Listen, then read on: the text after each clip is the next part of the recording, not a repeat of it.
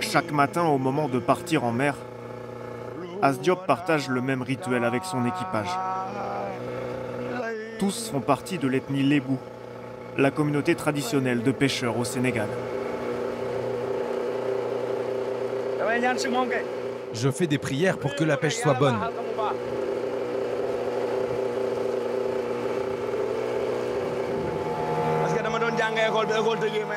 Quand j'étais petit, je partais à la pêche avec mes grands frères pendant les vacances.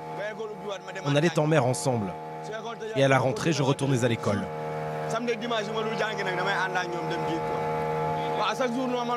Chaque jour, je pars pêcher. Quand tu es pêcheur, il n'y a pas de samedi ni de dimanche. C'est tous les jours. Tous les jours.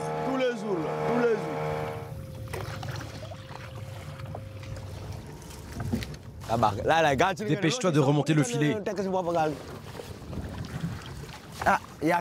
Espérons que la pêche soit bonne.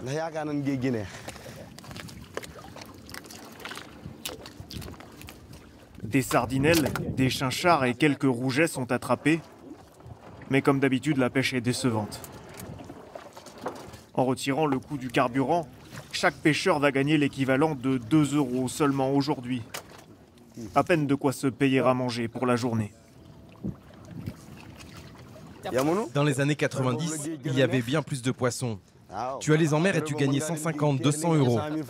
Mais actuellement, rien que pour gagner 15 €, c'est très difficile. Et encore, si tu arrives à gagner 15 €, tu dois les partager avec tout l'équipage. Tu te maries, tu as des enfants, tu es toujours à la charge de tes parents. Mieux vaut mourir que de vivre cette vie-là. J'ai pris ma décision. À la prochaine opportunité de quitter le pays, je pars. Si je vois une pirogue, je m'en vais. Je suis prêt.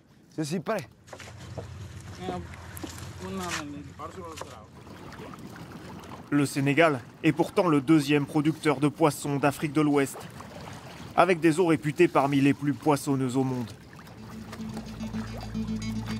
Mais aujourd'hui, les pêcheurs artisanaux souffrent à cause de la concurrence de chalutiers européens et chinois. Bon nombre d'entre eux, comme As, n'ont qu'une idée en tête: rejoindre clandestinement l'archipel espagnol des îles Canaries, la porte d'entrée de l'Europe la plus proche du Sénégal, 1500 km plus au nord. 6 jours de navigation, dans le meilleur des cas, sur l'une des routes migratoires les plus dangereuses au monde. Les embarcations, souvent surchargées, voguent en haute mer pour éviter les gardes-côtes. Elles bravent le mauvais temps, risquent la panne moteur ou le naufrage et traversent une zone géographique dépourvue de tout service de secours. Malgré ces dangers, plus de 30 700 migrants sont arrivés aux Canaries cette année. Un record. Tous rêvent d'une vie meilleure en Europe.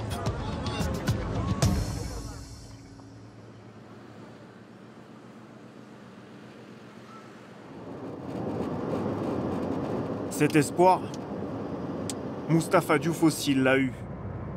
Cet ancien pêcheur a failli périr en mer en 2006, en tentant la traversée vers l'Espagne. 11 de ses compagnons de pirogue sont morts de soif ou de fatigue.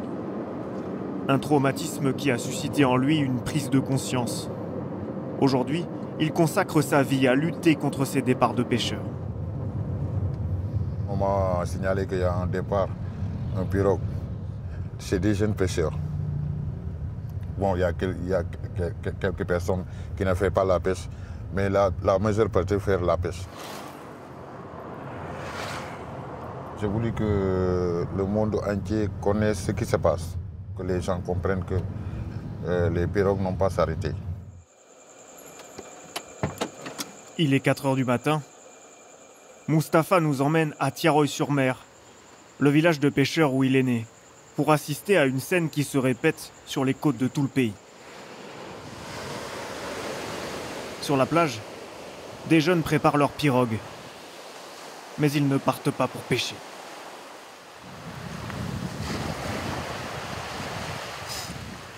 Des candidats à la migration.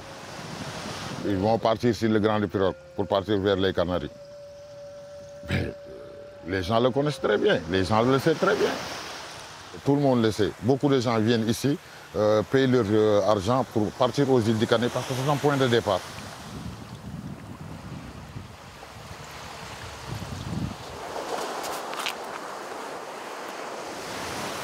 da ngeen def ça va yéen a ngi si jaww man bu ma sañoon da ngeen di am.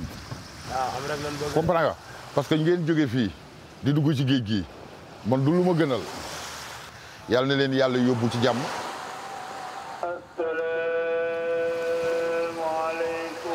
Ces petits équipages discrets partent chercher des migrants sur plusieurs plages des environs et embarqueront ensuite dans une grande pirogue, comme celle-ci. Alors que le jour commence à se lever, une quarantaine de personnes montent à bord. Parmi eux, plusieurs pêcheurs, mais aussi des hommes avec des sacs à dos et plusieurs enfants. Ils emportent des sacs de riz et des bidons d'eau. Ce qui l'attend, on le sait très bien, c'est le danger. Parce que ça ne va pas dire que si tu prends un pirogue, tu arriveras aux îles des Canaries. Il y a la tempête. Tu peux disparaître, tu peux mourir. C'est la suicide pour moi, c'est la suicide. Il faut arrêter ça. Cette pirogue est arrivée aux îles Canaries 6 jours plus tard, avec tous ses passagers sains et saufs.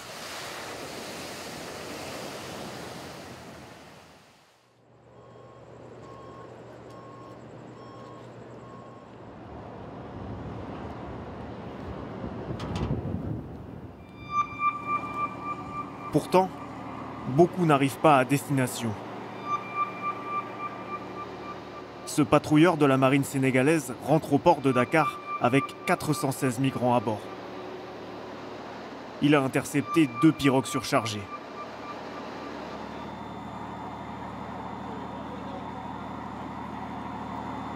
Chaque personne a dépensé 500 € en moyenne pour rejoindre l'Europe, en s'endettant parfois. Alors certains préfèrent se cacher le visage pour dissimuler leur échec. L'armée sénégalaise affirme avoir intercepté 5 fois plus de migrants que l'an dernier. C'est vrai que cette année, on a constaté une hausse. Rien que cette semaine, nous avons intercepté 6 pirogues, donc entre lundi et aujourd'hui, et on est à plus de 1000 personnes interpellées, 1099 exactement. Notre rôle en mer, c'est de essayer d'intercepter ces pirogues, de les amener à quai. Et maintenant, c'est à la police et donc les administrations compétentes qui vont mener l'enquête pour essayer de voir exactement d'où viennent ces pirogues.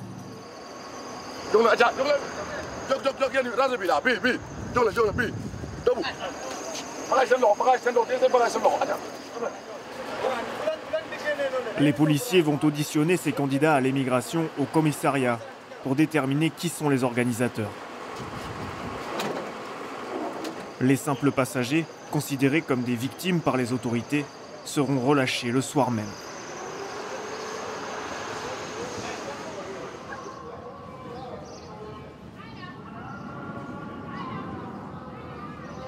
Les passeurs, quant à eux, encourent jusqu'à 10 ans de prison, mais sont attirés par l'appât du gain. Au Sénégal, ce sont les pêcheurs qui gèrent le trafic de migrants, en petits réseaux informels. C'est le cas de cet homme d'une quarantaine d'années qui nous a donné rendez-vous sur un toit, à l'abri des regards. Il accepte de parler uniquement sous couvert d'anonymat, car il a déjà envoyé 2 pirogues de 90 migrants vers les Canaries. Une opportunité, selon lui, de compléter ses revenus. Le rendement de la pêche diminue de plus en plus. On ne trouve presque plus rien. Le matin, tes enfants sont là, tu n'as rien à leur donner pour qu'ils mangent, tu n'y arrives pas.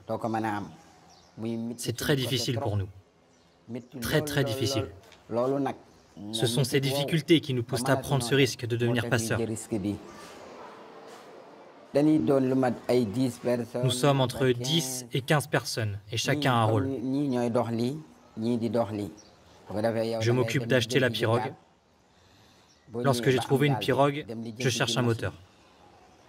Un autre s'occupe d'acheter du carburant. Un autre des réserves de nourriture jusqu'à ce que tout soit réuni. Je peux demander à un de mes gars de ramener 40 clients. Et à un autre de ramener 25 clients, par exemple. Si tout fonctionne bien, je gagne environ 11 000 €. J'ai la conscience tranquille parce qu'on est des pêcheurs. On maîtrise la mer, rien ne peut nous inquiéter. Profiter? Non, je ne profite pas de la situation. Ce sont eux, ce sont les gens qui veulent partir. Ce passeur nie toute responsabilité morale en cas d'accident. Il prétend rendre service et prévoit d'ailleurs d'embarquer avec sa famille sur la prochaine pirogue pour les Canaries.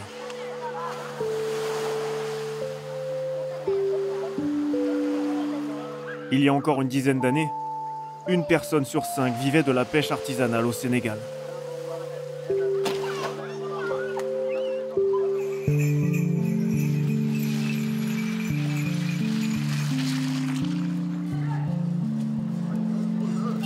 Dans les villages côtiers comme celui d'As et de ses amis, plus de 3/4 des pêcheurs ont vu leurs revenus chuter. Ici, le sujet de discussion principal n'est plus la pêche, mais comment réunir l'argent pour partir. Pour que les jeunes partent, leurs mamans vendent leurs bijoux, leurs objets de valeur. D'autres vont aux prêteurs sur gage pour pouvoir partir. Moi, si mon fils me dit qu'il veut partir, alors je l'encourage. Je veux que tout le monde parte d'ici. Vous voyez ces jeunes, ils sont comme mes enfants. S'ils partent, moi aussi j'en bénéficierai. As a déjà rejoint à 2 reprises les îles Canaries clandestinement, avant de se faire expulser à chaque fois. Malgré ses échecs, il reste déterminé à partir. C'est ma maison. Voilà, ici c'est chez moi. Lui c'est Moustapha. Lui c'est Moustapha, c'est mon fils. Voici ma femme. Et elle c'est ma fille, Awa. C'est bientôt l'heure du déjeuner. Au menu ce midi, riz sauce tomate. Ironie du sort, cette famille de pêcheurs n'a pas de quoi s'acheter de poisson. Tu ne peux pas être un lébou, maîtriser la mer, pêcher et vendre des poissons, et te retrouver maintenant sans poisson pour manger. C'est une honte. C'est une honte. Dans les familles, personne ne parle du jour du départ, par superstition. Comme lors de ses dernières tentatives, As ne préviendra pas sa femme. Il ne nous avertira pas. Tu n'es au courant qu'au petit matin. Tu poses des questions et on te dit qu'une pirogue est partie. Et tu te rends compte qu'il a embarqué dedans. La dernière fois, on s'est levé un beau jour et on nous a dit qu'ils étaient partis. On n'y peut rien.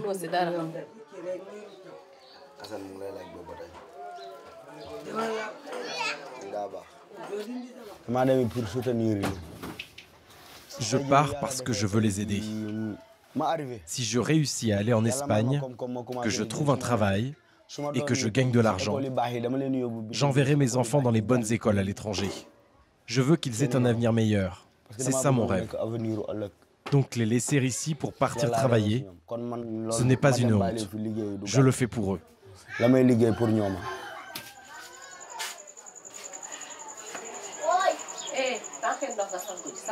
Pour payer son passage, As tente de vendre son bien le plus précieux, son filet de pêche.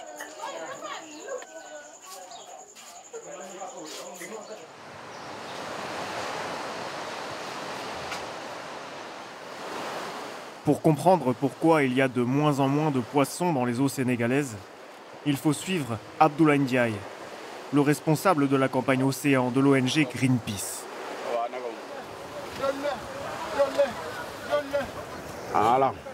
C'est bon.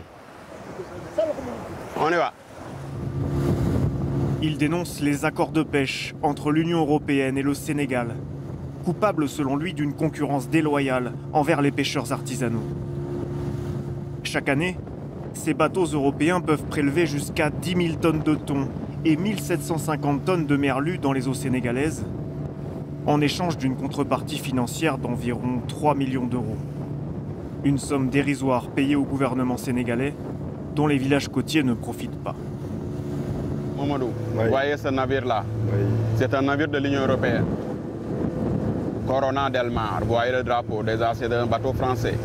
Et nous, on va essayer d'aller là-bas pour le voir, regarder ce qu'il fait. Ok.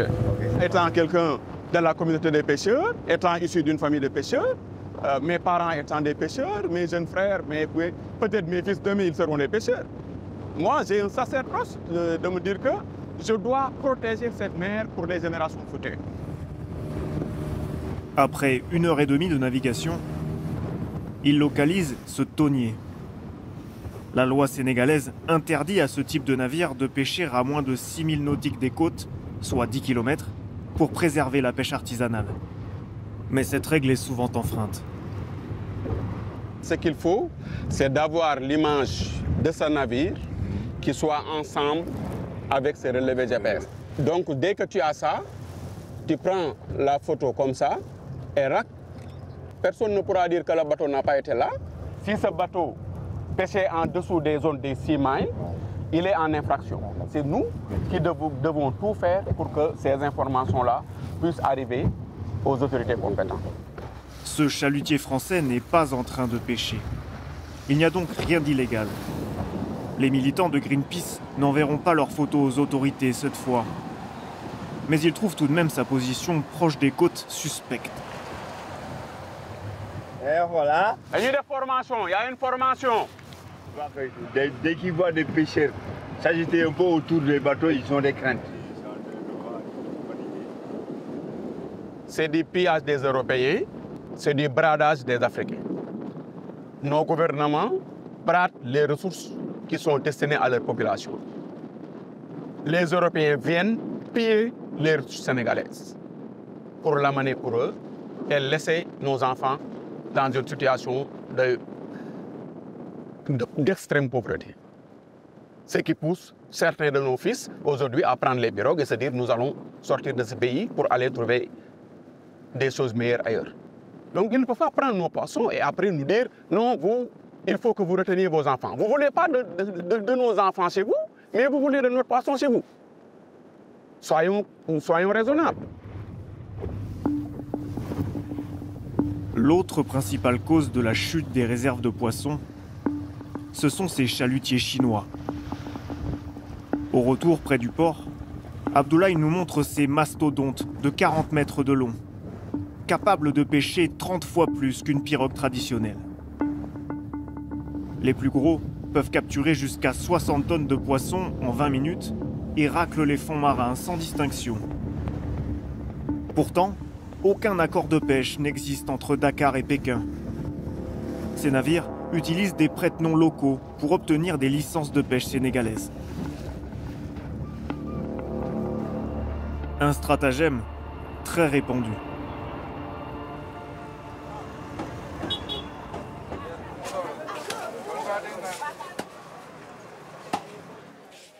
Dans son bureau, Abdoulaye Ndiaye dispose d'un document officiel qui illustre ce manque de transparence.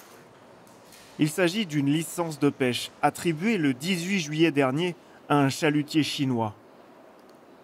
Le ministre de tutelle s'était pourtant publiquement engagé à ne plus attribuer ce type d'autorisation. Mais ce document a fuité. C'est une licence d'un nom complètement chinoise. Ce bateau a demandé une licence sur une pêcherie qui est surexploitée. C'est pourquoi je dis que la responsabilité principale, c'est de la responsabilité de l'État du Sénégal. C'est à eux de se dire, nous devons gérer durablement ces pêcheries, nous ne devons pas donner des licences n'importe comment. Greenpeace ainsi que toutes les autres organisations de pêche du Sénégal, depuis plus de 5 ans, demandent à l'État du Sénégal de publier le listing des navires de pêche industriels autorisés à pêcher au Sénégal. Le Sénégal ne l'a jamais publié. Pourquoi il ne veut pas le publier? Parce qu'il ne veut pas que les gens découvrent le nombre de bateaux qu'il a fait entrer dans cette pêcherie. Est-ce qu'il y a corruption ou non? Je ne saurais le dire. Je ne suis pas dans le secret de ceux qui signent et de ceux qui ne signent pas. Mais ce qui est sûr, c'est qu'il y a un bradage des ressources halieutiques sénégalais, que ce soit dans le cadre des accords, que ce soit dans le cadre des licences. Au Sénégal, le sujet est sensible. Malgré nos relances, ni le ministère de la Pêche sénégalais, ni la délégation de l'Union européenne dans le pays n'ont donné suite à nos demandes d'interview.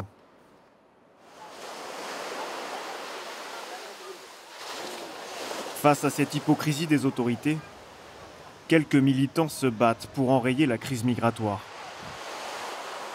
C'est le cas de Moustapha Diouf, qui nous avait montré un départ de pirogue clandestine. Chaque jour, il parcourt les plages pour tenter de convaincre la jeunesse de rester au Sénégal. Je connais tous ces jeunes qui sont ici. Bientôt, ils auront 30 ans, d'ici 10 ans. Ils vont marier. Ils vont construire des maisons, vouloir construire des maisons. Ils vont fonder des familles. Si tous les jeunes prennent des pirogues, partir aux îles du Canaries, mais qu'est-ce qui reste ici pour développer le Sénégal? Qui restera? Qui restera dans le pays pour développer le Sénégal?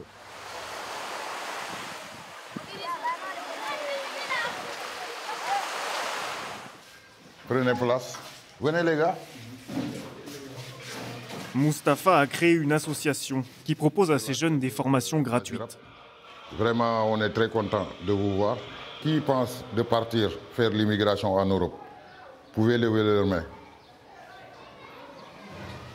Le Sénégal a besoin de toi. On peut rester ici, travailler ici. On peut rester ici, réussir ici. On peut rester ici, faire quelque chose. Vous êtes capable de le faire. La session que nous allons faire, ça nous permettra... Aujourd'hui, le formateur leur transmet des bases de gestion, difficiles à assimiler pour de jeunes pêcheurs comme Atoumane, qui bien souvent ne savent ni lire ni écrire. Quelles sont ces qualités-là? La première chose, c'est quoi? Il y a la confiance en soi, mais c'est la discipline. Ces 3 tentatives pour rejoindre les Canaries ont échoué, mais il s'accroche à son rêve en regardant les vidéos de ceux qui ont réussi.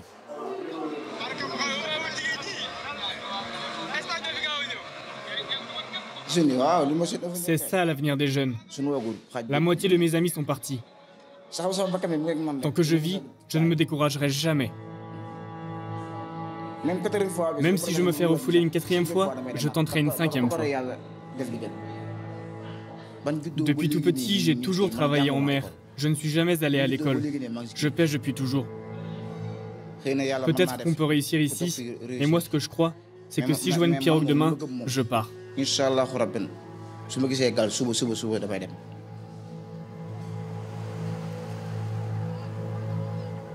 Ces 5 dernières années, plus de 7000 personnes seraient mortes pendant la traversée entre le Sénégal et les îles Canaries. La majeure partie de ceux qui arrivent sur l'archipel espagnol est transférée dans des centres de rétention en Espagne continentale. Là-bas, leurs demandes d'asile sont la plupart du temps refusées.